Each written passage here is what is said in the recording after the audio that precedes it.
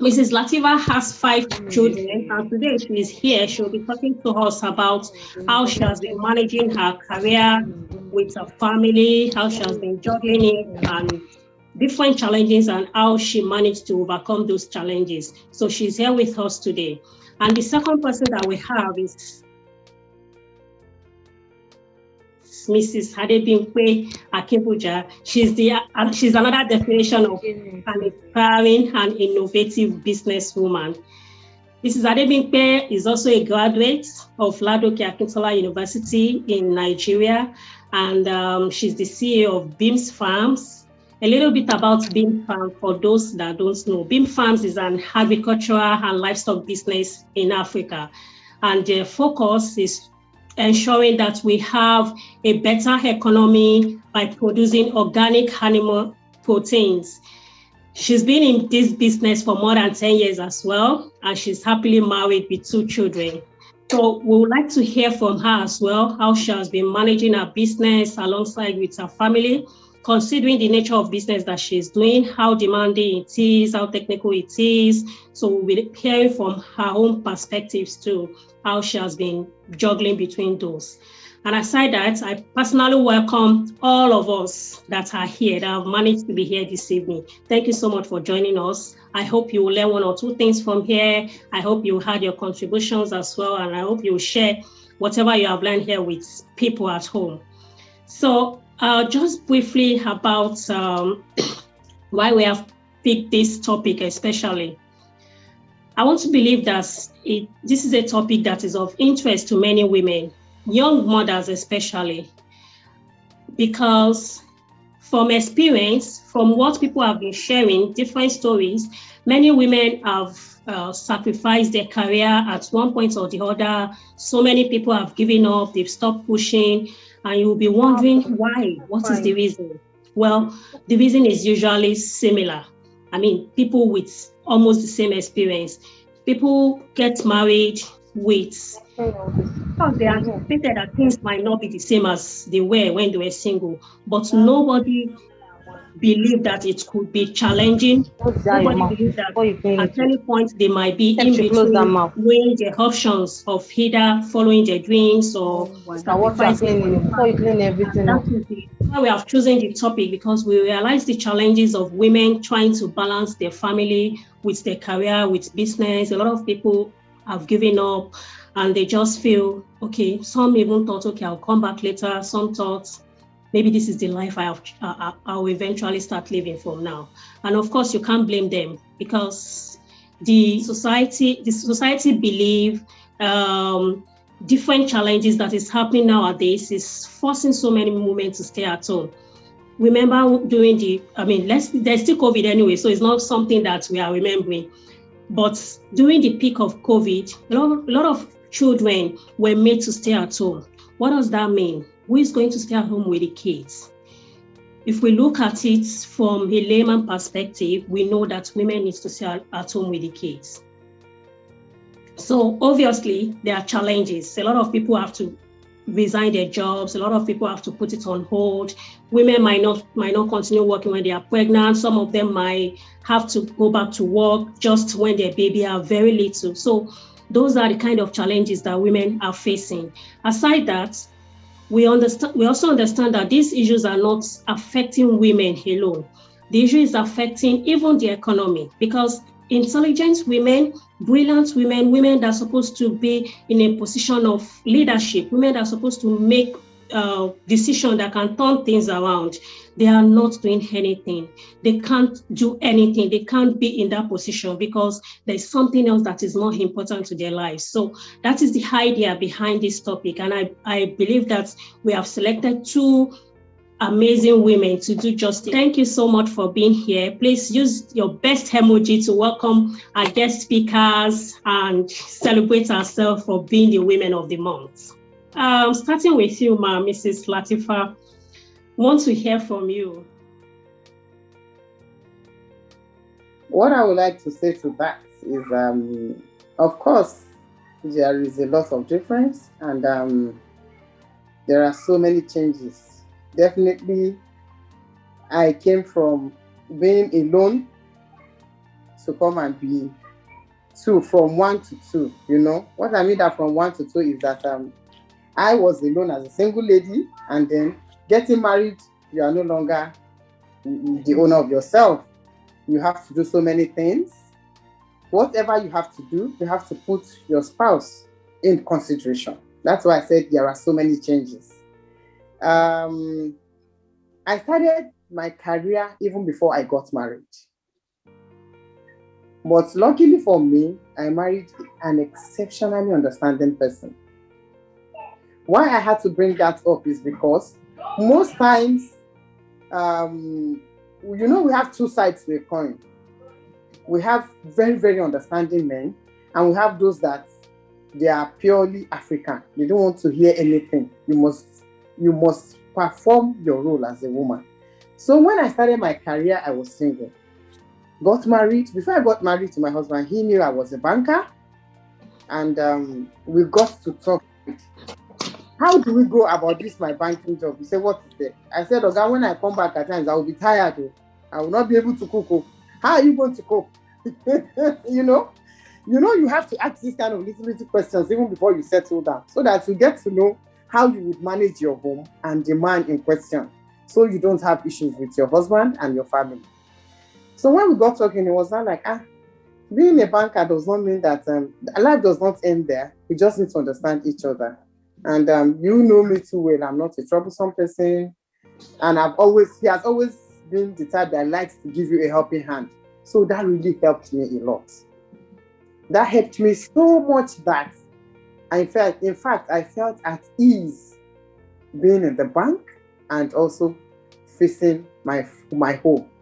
I didn't have any much challenge because I already had an understanding person. Besides having an understanding person, I was determined that whatever it will take, I have to put it to succeed. And that's one thing you need to have as a woman. You are starting, or you are in the middle of the family, or you have started for a while, you are in the family and you are doing business, or you are a career woman, you must be determined to make it. And while with your determination, you must be ready to sacrifice what it takes to achieve your targets or to get to the peak of your career. If you are not determined along the line, you will be weak, you will be tired, you might even be frustrated. And you will feel like, oh, what's all this? But once you are determined and you have an understanding partner beside you, the sky is your limit. Some women are determined. They do not have understanding partners. What you just need to do is to be go the little extra, to be a little more hardworking than you are. You will get there. I don't know. From your conversations, you said, obviously, you have a great help from home. Your husband was there for you to manage. But even at that, I'm just thinking, career-wise, there are challenges even at work. So you might not have any problem from your home. Let's say you have people supporting you from the house. There was no point I thought of leaving my job. You know why? Because I set out some strategies for myself. I looked at it that I have a job and I have a home. If I have to balance the two, it means that I must make sure that my life does not get in the way of my job, and my job does not stop me from having a life. I had that on ground. I was not doing everything by myself. That's what I'll tell you this evening. I had a younger sister that was living with me, and I had the full support of my husband, like I told you earlier. And I also told you earlier that some women may not get the support of your husband, but you can't do it all alone. You need a helping hand, no matter how little. If you don't have an understanding husband, get a helping hand. With the helping hand, you can fill in the gap. That gap that the not understanding husband will give you, you can fill it up with the helping hand. That helping hand will do some little things for you. You would also do major parts of your duty as a woman, as a mother, as a wife, and as a career person. So I already had my strategies, my schedule of how I do my work. When I got married and I saw that I already have an additional responsibility, what I did was to just inculcate that additional responsibility into my career. And it was blending, though not perfectly, because let me be sincere with you. You cannot balance home with career. It's a bit tricky. You can only do your best and leave the rest. And in the bit of doing your best, you must always create time to rest. Your helping hand will help you do some little chores in the house. You will do the main things that you have to do. Mostly I wake up by 4:30. By the time I wake up 4, I do some nafilat as a Muslim, do little prayer. Then by 4:30, I'm already in the kitchen. I'll put my things right, get myself ready, cook what I want to cook. I'll make breakfast and I make lunch. Let me be sincere with you. When I had a baby, after 3 months of staying at home with the baby, I enrolled my baby in a crèche. On the 4th month, my baby started going to the crèche. From the office, I made my boss to understand that I need like 30 minutes on a daily basis to go and breastfeed that child. Meaning that I started my career in the northeast part of the country. Life was a bit smooth there. There was no hold up. And it was easy for me to get to my crèche, my baby's crèche, within 10 minutes.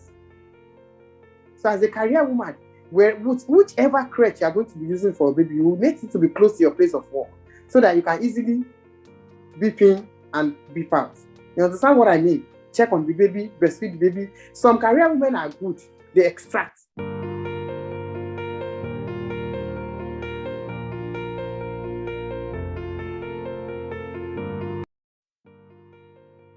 Okay, thank you for that. When I get invited to talk about this topic, or when I have the opportunity to discuss this topic, I just feel like, okay, we'll keep talking about it, but at the end of the day, everybody will just have to devise a means of, a coping strategy at the end of the day. So when I got married at a period, at a very challenging period for me personally. It was at the period that my business had failed. And for a failed business, like, I had that mental challenge, and then I had that challenge of recovery from my business. And shortly after I got married, I had a baby. So it was a very challenging period for me because I had to think of managing the home. I had to think of recovering from my business, and then I have to think about, the mental challenge of a failed business. So it was not kind of like all smooth, but I could say that I had a bit of support. I didn't have a lot of support. I had a bit of support up to 3 months of after having my baby. After 3 months, it was very, very challenging. It was very, very challenging. At some point, I would cry to get some relief. But like Mrs. Latifa has said, getting support is very, very key. At a point, I had access to support at home, like someone that could come in, help do some chores. Then as my child grows, coping strategy. I started developing coping strategies. So like I said, everyone is going to figure out their coping strategies. But the key things are, it is very important that you have support. You have people. Your support might not only be your family members. So I had my mom. So I had my mom come in up to 3 months. Afterwards, I had to lean on the crutches around. I had someone, like I said, I had someone come in to help me do some cleaning and all of that, partner. And if you do not have an understanding partner, honestly, just lean on your support. It is very, very important. That support is very, very important. Then another thing that I would say